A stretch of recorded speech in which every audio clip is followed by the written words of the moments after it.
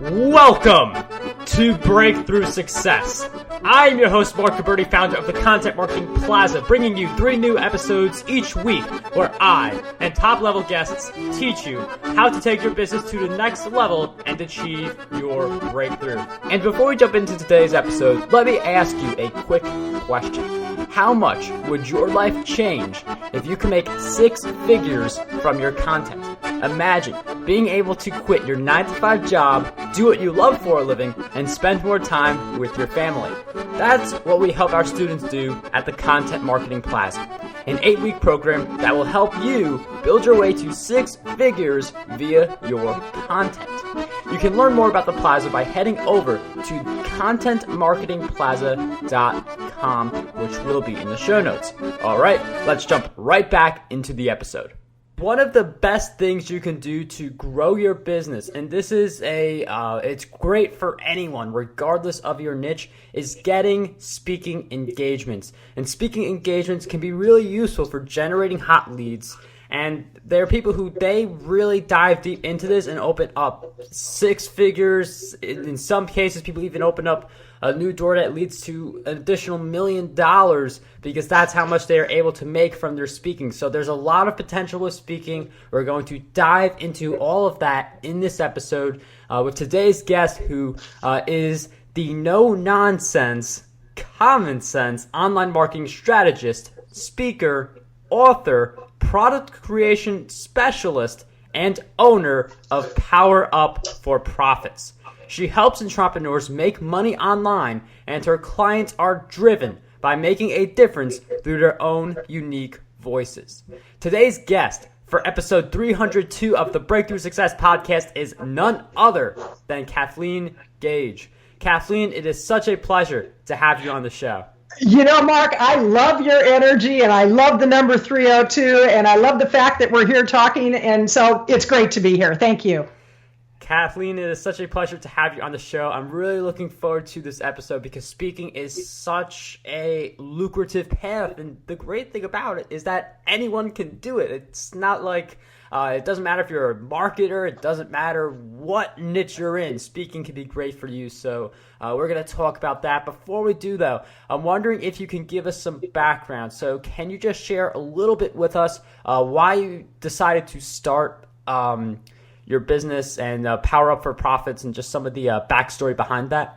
Absolutely. And actually, I'm coming up on 25 years of owning my business. And awesome. I can tell you in a 25-year period, a lot has changed. It's not what I envisioned at the beginning. And honestly, I don't even know what I envisioned at the beginning, because I was like a lot of startup entrepreneurs. I had big dreams and very little foundation to move forward on the dreams. But I was in a corporate environment, and I realized that the corporate world just wasn't going to let me use my creative skills the way that I wanted to. So with a dream in my heart and just a little bit of cash in my pocket, I said, okay, I'm starting my own business, and had a lot of lessons to learn over the next 25 years. But it started out as a corporate training company, because leaving a corporate environment, it made sense to go into corporate training, teaching team building, management, sales skills, things of that nature. And I evolved to where I was working with municipalities, state agencies, federal agencies. I worked with the U.S. Marine Corps at one point when I was contracting with a seminar company. I've worked in the career development sector. And over the years, I evolved into working with solo entrepreneurs. That evolved into working with micro businesses and people who wanted to write books. And the skill that I always brought to the experience, and I was able to work with my clients on, was the ability to speak and actually generate incredible revenues from getting on the platform and speaking. And so as I've evolved, my business has evolved. And it's interesting because a lot of times people, they're real resistant to change, and you have to be willing to change with the times, change with the trends, and change with what's in alignment with who you are at any particular time. But also being really clear if that change is just because you have ADHD, which a lot of entrepreneurs do, or if it's a necessary change. So today, I work primarily with conscious business owners, those that in the pet space quite a bit, animals. I work with associations and manufacturers. I work with companies that are very interested in their employees and staff having good health so that they can perform at the highest level.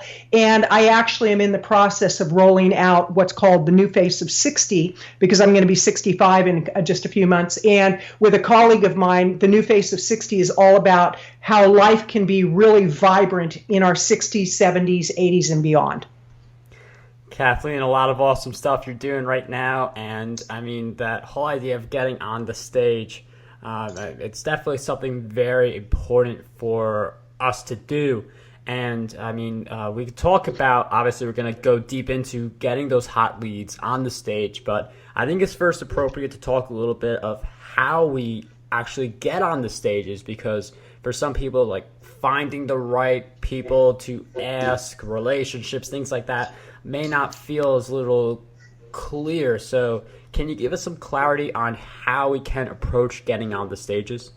Absolutely. One of the best ways to get on the stage is to go to events where they have speakers and just kind of notice what the speakers are doing, how they put their talks together, because not only do you have to get on the stage, you have to give a good presentation, but oftentimes networking is one of the best ways, networking at conferences, networking in your local market, and being very clear on who your message is designed for. For example, I recently went 100% plant-based for my health. I did it for health reasons, and the further I go into it, the more I realize there's a whole market of people out there that I could actually do presentations for that are very committed to the plant-based movement. And so for me, it's looking for those blogs, those social media outlets that have people that are interested in plant-based eating, conferences, doing Google searches for other speakers that speak in that genre. And then basically you're going on a treasure hunt. You're looking for places that other speakers within the genre that you're going to speak in, the topic and the expertise,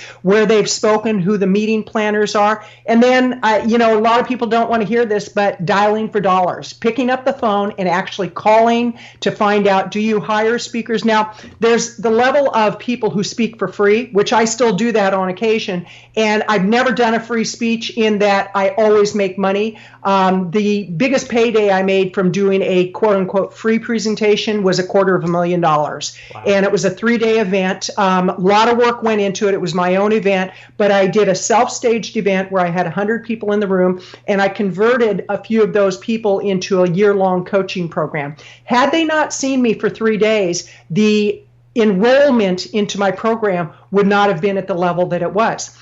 Just this week, I've signed $20,000 worth of business just this week for speaking engagements that I did within the last, one was about a month ago. That was a $2,500 contract, and another one was nearly $18,000 for a speaking engagement that I did about a year or two ago.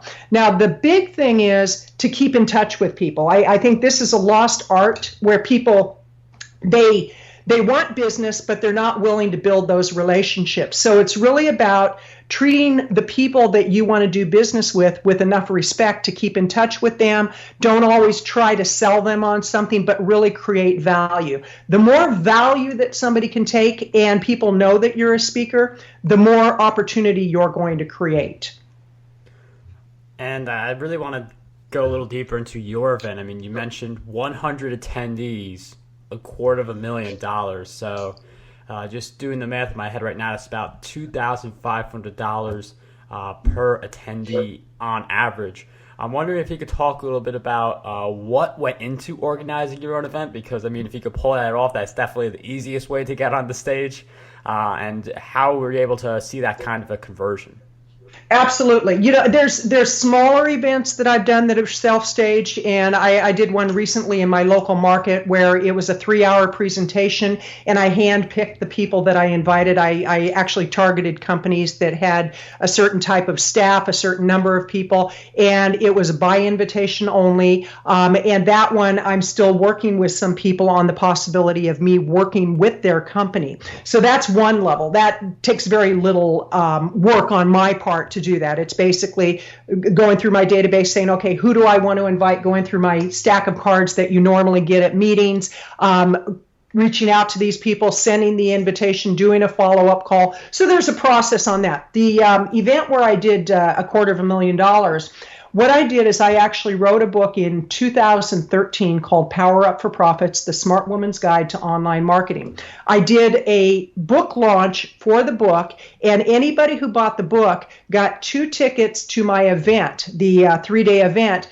and they had to put a refundable deposit down. And the reason to put a refundable deposit down was they had skin in the game. They were serious about showing up to the event. And if they didn't show up, then we kept the money because there are administrative costs that go with something like this. And with this particular event, my cost was about $30,000. So it's not like we just made $250,000 and there was no work or no investment involved. There was risk in the whole process. And there was no guarantee that I was going to be able to enroll people in my coaching program. So we had the book launch. People bought the book. They got a couple of tickets to my event. We did follow up with the people who got the tickets, because the thing that I see a lot of people make a mistake on is they drop the ball somewhere in the process. And you have to have a check and balance of, okay, we sold the book. They opted in for the bonuses we're going to give, and they were my bonuses. I didn't get a whole bunch of partners to give bonuses. I've done those kind of campaigns, but got the bonuses. We did a follow-up call. We did another call. We got them to enroll, to go to the event. We did a follow-up call to keep them excited about the event. They showed up to the event. Obviously did a really good job. That's a big part of it. You have to have a lot of confidence on the platform, and confidence comes with experience. It's amazing how many people will stop themselves because they say, oh, I'm not as good as so-and-so. Well, so-and-so got really good by doing it a lot. So they came to the event, and I had already planned out what kind of offer I was going to make. It wasn't something that I just kind of put on the back burner and it's like, oh, maybe I'll make an offer. I was very clear on the offer that I made. I was very clear on the way that I presented to create value all the way up to making the initial offer. And then on the 3rd day, I made the offer again, and that's how we generated the revenue. Now, the thing about generating the revenue is then I had delivery. It's like you don't just sell something and then you don't give quality delivery. Everything along the way has to be quality, and that can lead into other opportunities. So with my events, even if somebody doesn't sign up for my year-long coaching program, which I don't even offer it anymore, but they may want me to come and speak to their organization to do a keynote presentation or a breakout session. So there's all this hidden business that most people that have the idea of speaking, they leave a lot of money on the table because they don't pursue the leads. For example, if somebody says, oh, I'd love for you to call me because we have an association that you'd be a great fit for, and they put the card in their pocket, and the card sits there, goes through the washing machine, goes through the dryer, and it's no longer any good. The main point being, Mark, is that not only do you have to have good lead-in, you have to deliver a great presentation, you have to have stellar follow-up and stellar delivery. That's a lot of really interesting stuff. I mean, the follow-up is pretty important. It's interesting you mentioned how, I mean, it's not free to host one of these kinds of events. I mean, you mentioned you put $30,000 into it. I am wondering, though, do you know how we could do it on a shoestring budget? Because, I mean, you've been doing this for a while. You know it's proven you can confidently put down $30,000 or something like that because of your experience. But for someone really trying to host their first event, what guidance do you have? Well, I'll give you an example of a client of mine who is a feline behaviorist. She works with owners of cats who might have behavior issues. And we put together a plan for her to do an event at her local library. The cost to do the event was minimal because most of it was her sending out emails, calling people. So first of all, she secured the date for the presentation. It was going to be an hour-long presentation on, of all topics, how to get your cat to go potty in the litter box. I mean, I thought, wow, that's an interesting topic. And she said, that's the number one problem that cat owners have is their cat not using the litter box. I said, okay, you know your market. Let's go ahead and use that as a topic.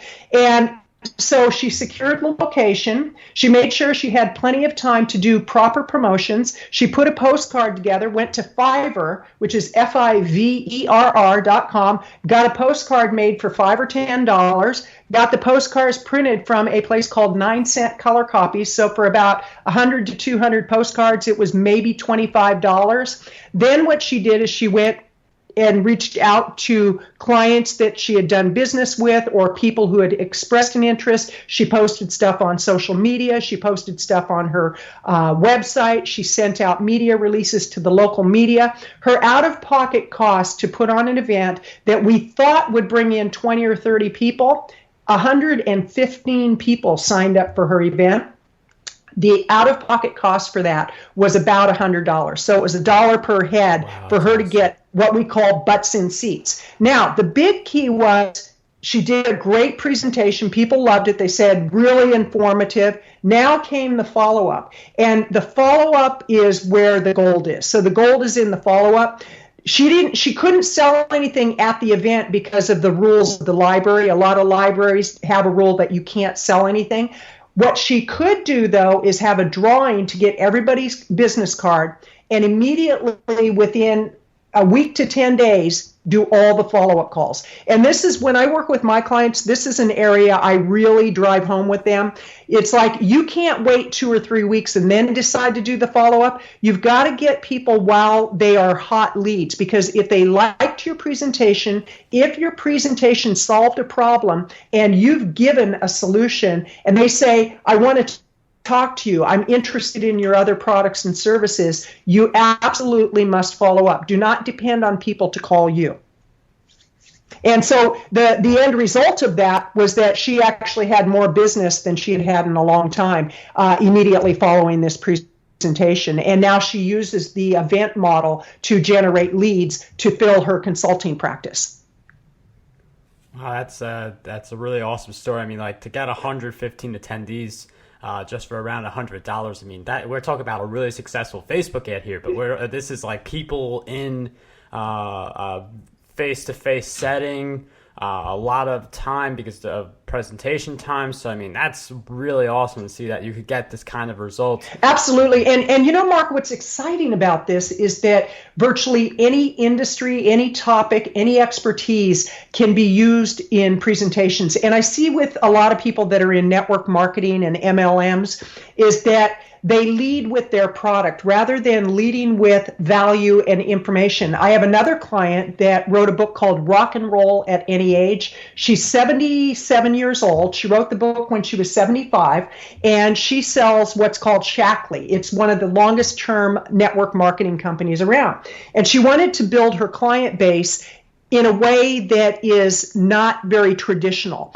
And so she wrote this book, and the book is just by itself is a stellar product. Well, she wrote the book, and then she started doing events in her local market. Not only was she able to sell her book, but she was able to do a presentation on health and fitness, and then on the back end, she would have people fill out an evaluation form and ask, would you like to talk to me about one-on-one consulting? Would you like to find out about business opportunities with Shackley? Whenever she would follow up, that's when she started making more money. And again, it always goes back to the follow-up. And for some reason, people are scared to death of the phone. It's like they're afraid of interviews and they're afraid of the phone. And it's like, no, those are the two things that are your best friend. But and the thing that people really need to keep in mind is you have to have a talk that solves a problem. It's not just that your mom and dad told you you're a good presenter or you present good at the church. That's all very fine. But what is the problem that you are going to provide a solution for? And don't try to solve all the world's problems in one hour presentation or one day or even a 3-day presentation. You want to give really good content, but you also want to leave the opportunity that if you have other products and services that people can invest in, that you're going to create that opportunity for them and let them know that you do have these products and services. And that's a really interesting point because we can't solve every single problem in 1 hour, but if we really get clear on which ones we do want to solve and we could really focus on those, that's what can really allow us to differentiate ourselves. So instead of like a how do I grow my business, maybe it's how do I grow my coaching business? How do I get more sales for my book? How do I build my network? So there are very specific problems that we should be tackling instead of just these overarching things that you can't do in an hour. So that's a really great point by Kathleen. We're going to get really deep very soon on the actually selling on the stage and making money, because I know we've covered that a little bit, but that is definitely an important point. Can you share a little bit with us what you believe the differences are between like getting on a stage like in a local library or any physical place like that versus a telesummit or virtual summit?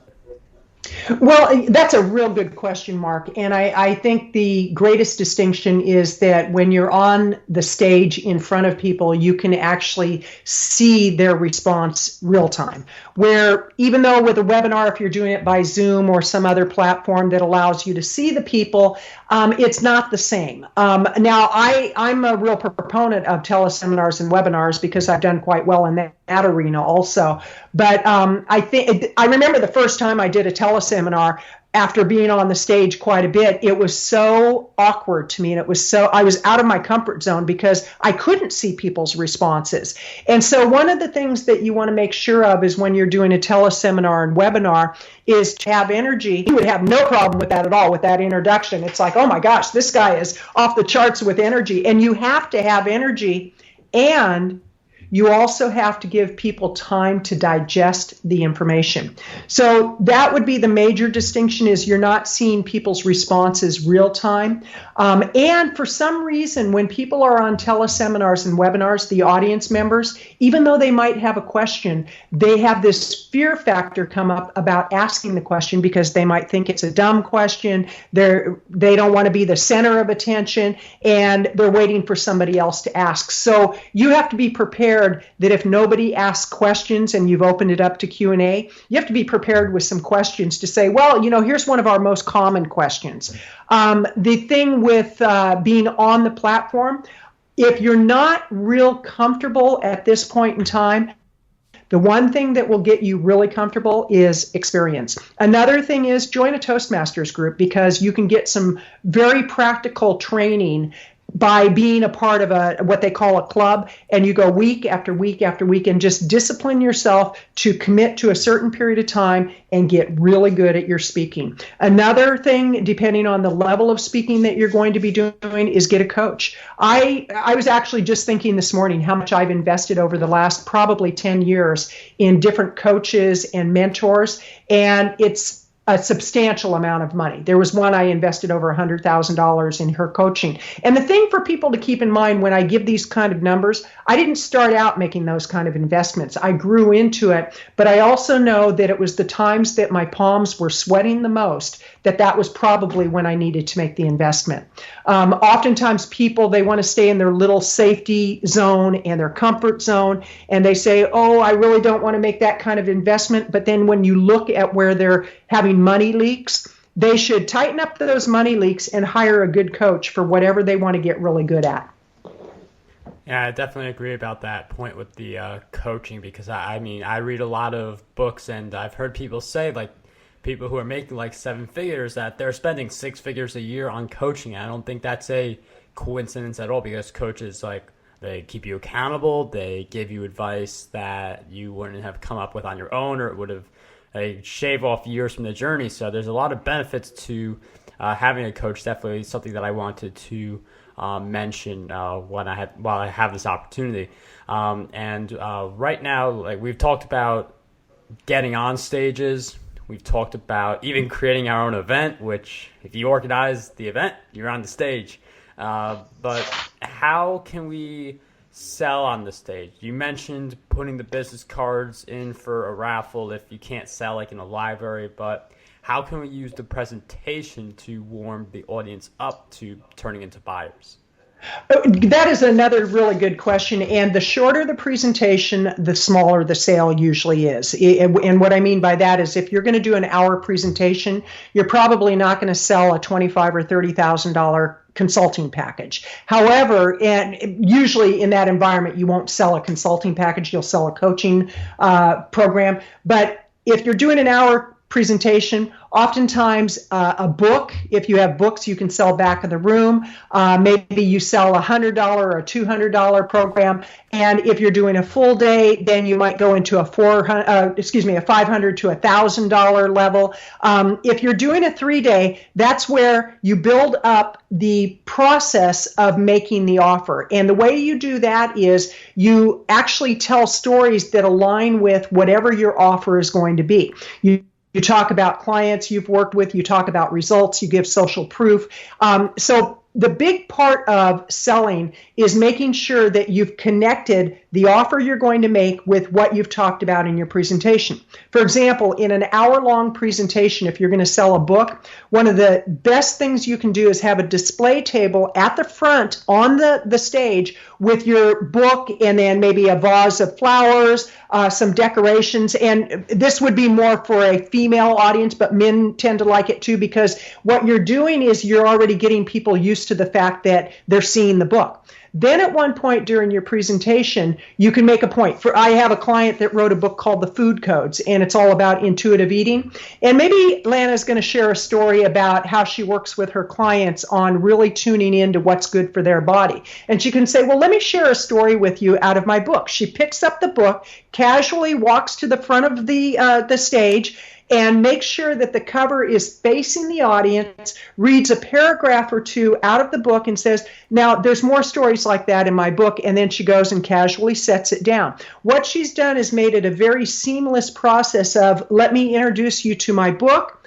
I feel very comfortable with it. So it takes practice. The thing that I've seen people do is they don't practice at all the offer that they're going to make, and then what they do is they go from one personality to another, and they get really rigid, and they're afraid to ask for the sale, and all of a sudden, they're really uncomfortable with what they're doing. The audience picks that up. So you want to really make it a seamless process when you're making an offer. And with the book example, at that point, Lana could say, for those of you who would like to get my book, I'll be signing books at the back of the room. Just see my assistant to purchase the book, and I'll sign your book. Now, the thing you want to look at is, if you got paid to do a presentation, you don't just go up there and start selling. You have that put in the contract. You negotiate it with the meeting planner to see if it's okay for you to make an offer.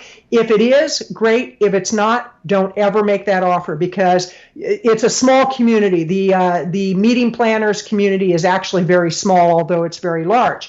So you want to get permission from whomever is your meeting planner. Now, here's another example. A colleague of mine that I'm doing an event with next month, she has another event coming up where they're putting out a call for speakers. They're not paying their speakers. And I said, are you going to let your speakers sell from the platform? She goes, they can buy a vendor table. To me, that's a disconnect for me. I don't want to do that, because I want to be able to show my book from the platform so that it's a very seamless process. Then I could say, and I'll meet you at my table in the vendors area. Does that all make sense, Mark? Yes. I mean, I really like how you mentioned the call for speakers, because that's something new, because we could get speakers for the events we organize, and also just making sure that, as Kathleen mentioned, making sure that we are okay with making an offer. Like, some organizations may not like that, and you definitely want to stay with the code that they give you. And I'm wondering if we could talk a little more about that. If we organize an event, what's the approach for getting speakers at that event, especially on a shoestring? I know that you mentioned free. Would you just say, hey, I have this event, it's free, like I can't pay any of the speakers, but you can promote on the stage? Is that something you would do? Well, it depends. It depends who the audience is. It depends if it's in alignment with the market that I work with. So the answer would be yes on some occasions, no on other occasions. If it's somebody who is very experienced in bringing in a good market, I may consider it. In other cases, absolutely not. So I take it case by case, and I do fewer and fewer of those. But one way as a organizer of an event, what the organizer can do is have an arrangement with the speaker that they can sell from the platform, but you as the organizer get 50% of what they sell. They pay their own way in. They sometimes they even pay to be on the platform if it's a big enough event, and these are buyers that are going to be in the audience. So you have to really determine: do you want to be part of a pitch fest? Do you want to be part of an a conference where they're not pitching? It's all based on your own particular goals. But if you're on a shoestring budget and you cannot pay the speakers, but you need to generate revenue, you can make the arrangement that, yes, you can sell from the platform, and we'll even encourage people to buy your products and services, and we get 50%. Now, in some cases, the actual organizer handles all the sales, which, that can be, it can work really well or not, depending on who the organizer is and if they're really organized.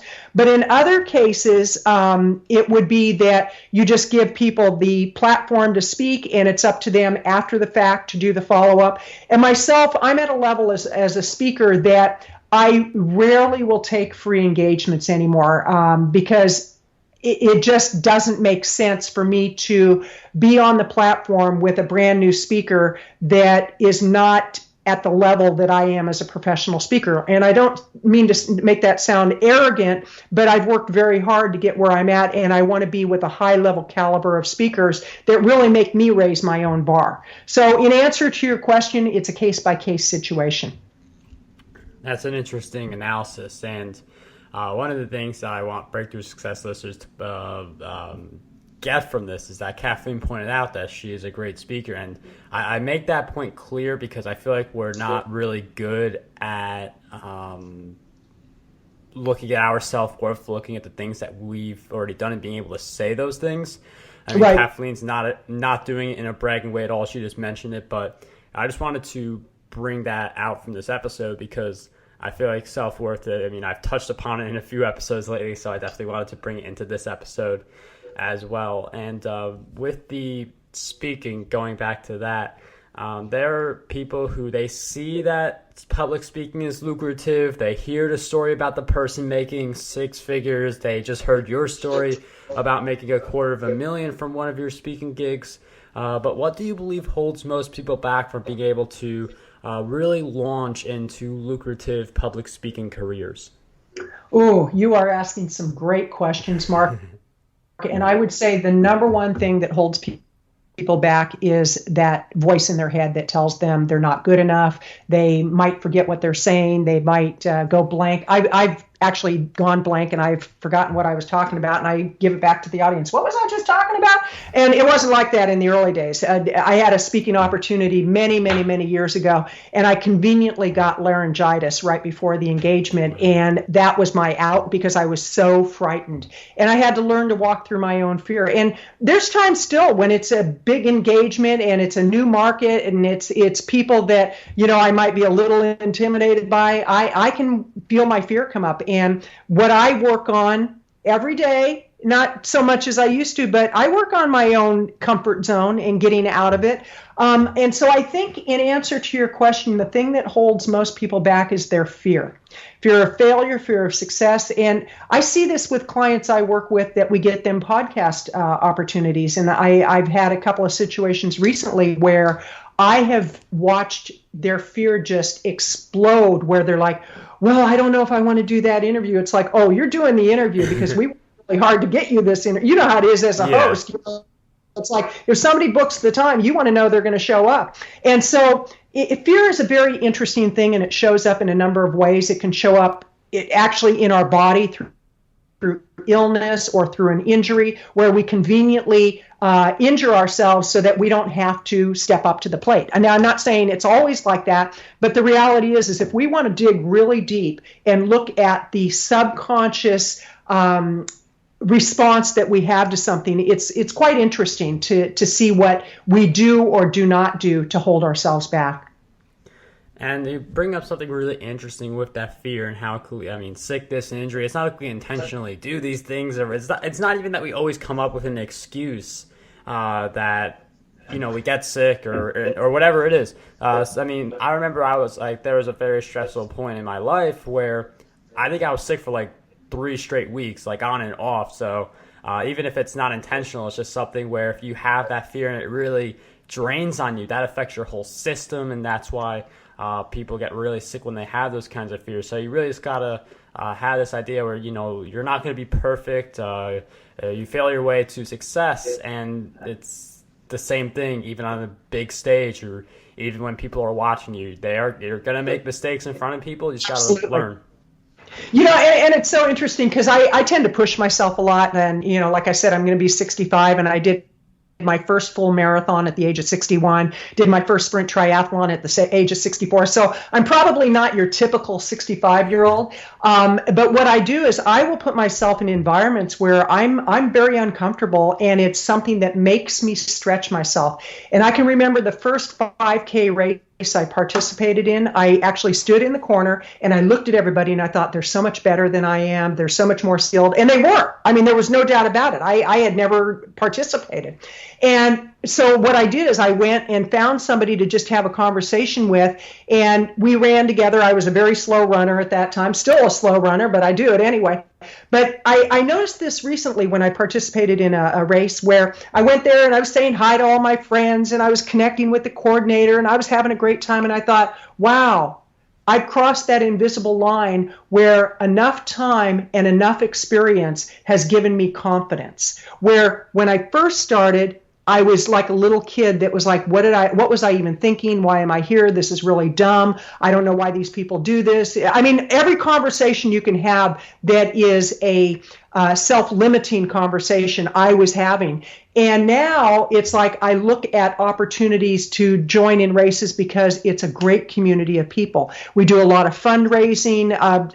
In just a few days, I'm doing a race where we're actually collecting new socks for homeless people. We're calling it the sock run.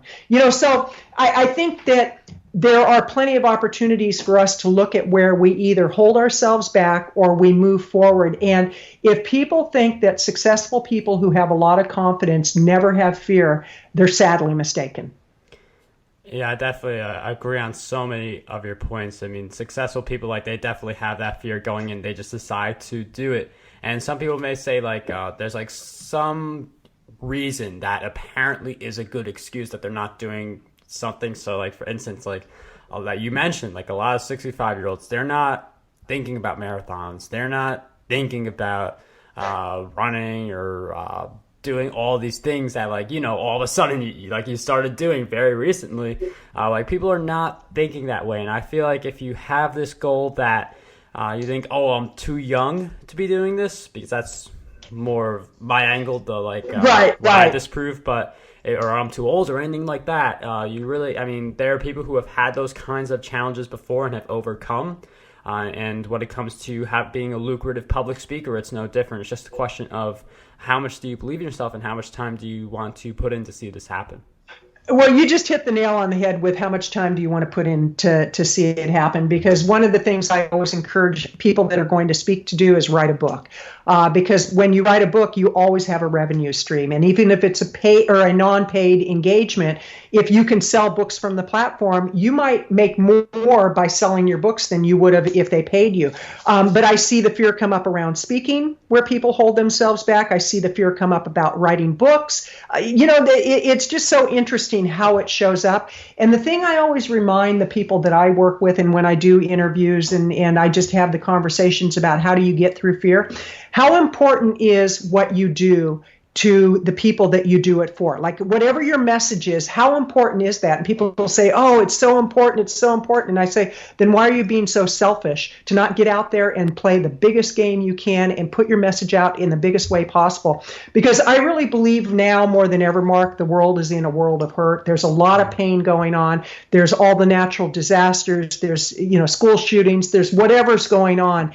And there's a lot of healing that needs to go on. And even if it's somebody who has a cookbook that can teach people how to have family time and it'll bond a family, they need to get their message out. Or maybe it's somebody that's teaching kids how to be entrepreneurs at a very early age. My grandnephew just did a presentation. He's 12 years old, and he had to pitch an idea like he was pitching to the Sharks, that TV program, The Sharks. Yeah. He did phenomenally well. I thought I would have never done that at 12 years old. But his message is so important that he wants to put it out there in a big way. So the thing I always invite people to look at is, how selfish are you being by not learning how to speak, by not writing that book, by not doing everything you need to do to get through the fear? And if fear is not a part of the equation for you, you're probably not playing a big enough game. I had a mentor many years ago who said, if your palms aren't sweating, you're not playing big enough.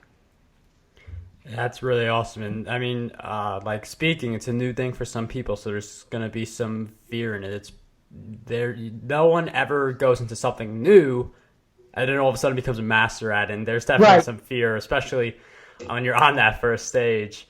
And I mean, if you want to be a lucrative speaker, as we mentioned, it does come down to the time that you put in, but at the same time, it's important to make sure that you're doing the right things during that time. So I know we covered a lot of ground during this interview, but I'm wondering, Kathleen, if you could also share with us some of the habits that you consider have been essential for your success as a public speaker. Ooh, wow. Some of the habits, do it and do it a lot. It's like have such a passion around the opportunity to speak that you really give 100%. Treat each speaking engagement as if it's the only one you're ever going to do, and give it 100%. Don't minimize the size of the audience. If you've got five people, you give them as much as you would give 500 people. I think that's really important. Surround yourself with people who are better at the skill of speaking than you are. I can't remember who said this. It was either Brian Tracy or one of those guys that's been around forever. The 5 people you surround yourself with the most, you're going to be the average of those people. So if you want to be a great speaker, go hang out with great speakers, which means go to their conferences. It means join their mastermind groups. It means join Toastmasters. It means join the National Speakers Association. And if you're not qualified to join, go to their meetings so that you can hang out with people who are doing this for a living. But the most important part is really respect the privilege of speaking, because it truly is a privilege. Don't become arrogant around it. And trust me, I've had my days where I have gotten arrogant. I think self-care is huge. I'm a real proponent of really honoring the vehicle, the vessel that we've been given. And unfortunately, a lot of people don't.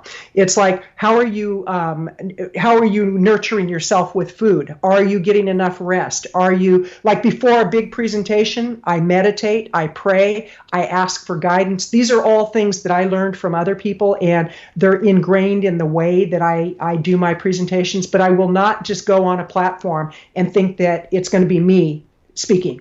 I'm a channel for whatever message needs to come out at that time. Even before our conversation today, it's like, I know that people are going to hear this. There are going to be people that will hear something that's going to make a huge difference. That wasn't me. That was the information that needed to work through me. But I think a lot of it is really just honoring the opportunity and respecting the position of being an influencer on the platform, regardless of where that platform shows up. Those are some really awesome habits. I'd also like to double down on the one where you say treat each one like it's your last. And some cases you may only be speaking in front of 10 people. That's how it first starts. You don't say I want to be a public speaker and you automatically get inserted on that stage with 10,000 attendees. So, right. If you do good on the small stages where there are not as many people, but you still do your best, you naturally do better on the big stages. It's not like all of a sudden the spotlight's on you and you get this, divine inspiration or something like that, where all of a sudden you're really crushing it. You crush it on when no one's watching, and then you crush it on the big stage. Absolutely. And I think it was Tony Robbins who said, what you do in private, you will be rewarded for in public. And, my goal is to be on platforms where there's 20,000 people in the audience. And I have to earn that right. Like you said, it doesn't just happen. I don't get popped from, the skies and all of a sudden I'm on that stage. It's like I prove myself to deserve that opportunity. Yeah, I like that Tony Robbins quote. Really captures the message that I was saying, but in definitely fewer words about that private work really being rewarded in public. One of the, I know we were just recently talking about habits. So one of the habits that I really believe in is learning as much as possible. It's why, one of my life goals, since you mentioned one of yours, I would like to interview at least 10,000 people in my lifetime. So that's a goal that I have for myself. So learning is definitely at the forefront. But with learning in mind, I know you've mentioned your book, Power Up for Profits. I know you mentioned some other books as well, but what do you believe are 3 books that will have a positive impact on us? The book that really changed my life is called Magic of Believing. The Magic of Believing by Claude Bristol is the author, and it was written in 1930 or 1940. And it's all about our thought processes and how our thoughts either move us forward or hold us back. Another one is Man's Search for Meaning. And Viktor Frankl wrote that, and he was a prisoner of war not a prisoner of war. He was actually in Auschwitz, and he was one of the few surviving people. And it was all about, they can take everything from me, but they can't take my spirit. And phenomenal, easy read, phenomenal book. And one that I recently read that has literally changed my life. It changed the direction of what I was doing nutritionally is Eat to Live by Dr. Joel Fuhrman. And it's all about how we can really heal ourselves through the foods that we eat and live a very vibrant life by the foods we eat. Kathleen, thank you so much for sharing those book recommendations. Those will all be in the show notes, markguberti.com/E302. We'll also throw in content marketing secrets in there for anyone who wants to get more traffic, grow their revenue, all that fun stuff with the content brand is all in that book, so that will be in the show notes as well. And before we wrap up this episode, Kathleen, I've asked you a bunch of questions throughout our time together, but what do you believe is one question that we need to be asking ourselves more often? Ooh, wow. I would say the number one question is, how can I serve? Awesome. Very simple. That's basically what we've been talking about the whole time. I mean, whether it's serving through getting on someone else's stage in their event or creating your own event, how can I serve really drives home a lot of the messages we've been covering. So that's definitely a great question for us to think about, along with all the insights that you've shared. So it's been really awesome to have you on the show. For anyone who wants to learn more about Kathleen, make sure you get your copy of Power Up for Profits. All of that info will be in the show notes. But Kathleen, before we wrap up, are there any other places you want us to go to find us? Find you? They can go to my website, powerupforprofits.com.